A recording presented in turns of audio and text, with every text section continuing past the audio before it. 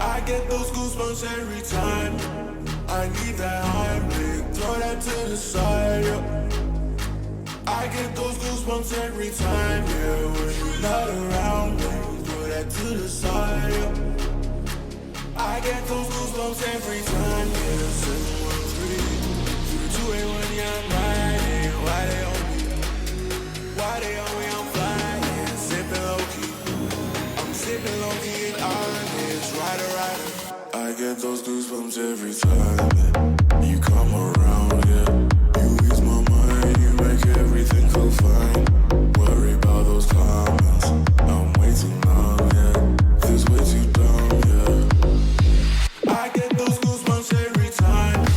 I need that Heimlich, throw that to the side, yeah. I get those goosebumps every time, yeah. When you're not around me, throw that to the side, yeah.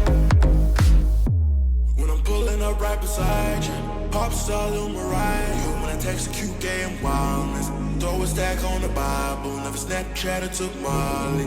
She fought through plenty, her and all her guineas. Yeah, we at the top floor, right there off through Henny. Yeah, oh no, I can't fuck with y'all. Yeah, when I'm with my squad, I cannot do no wrong. Yeah, saucing in the city, don't get misinformed. Yeah, they gon' pull up on you. Yeah, we gon' do some things you can't relate. Yeah, cause we from a place you cannot stay. Oh, you can't go. Oh, I don't know. Oh, back the fuck up. I get those goosebumps every time, yeah. You come around, yeah. You ease my mind, you make everything feel fine. Worry about those comments, I'm way too numb, yeah. This way too dumb, yeah. I get those goosebumps every time. I need that Heimlich, throw that to the side, yeah. I get those goosebumps every time, yeah. When you're not around me, throw that to the side, yeah. I get those.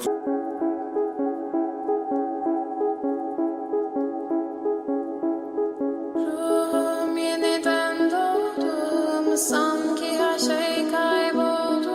Çok derin hislerim var. Omzum yükle doldu ama bende vazgeçmek yoktu. Bitmedi, bitmedi, bitirmedim. Ben özel değilim ya da öyle bir şey ama sen varken hep böyle hissettim, böyle hissettim. Yanan her şey görünüyor olmalı, bunu sen de hatırlarsın da artık gel.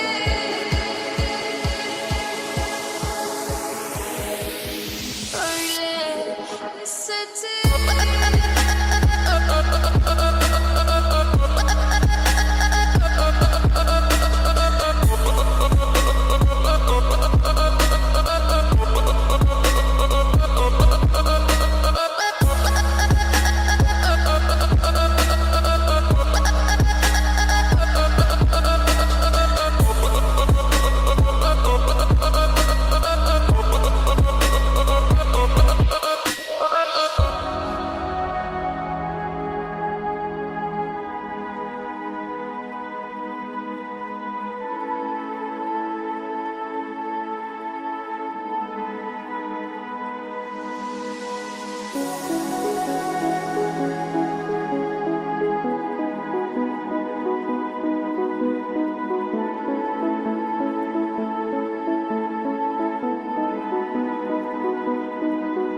Ben özel değilim ya da öyle bir şey ama sen varken hep böyle hissettim, böyle hissettim.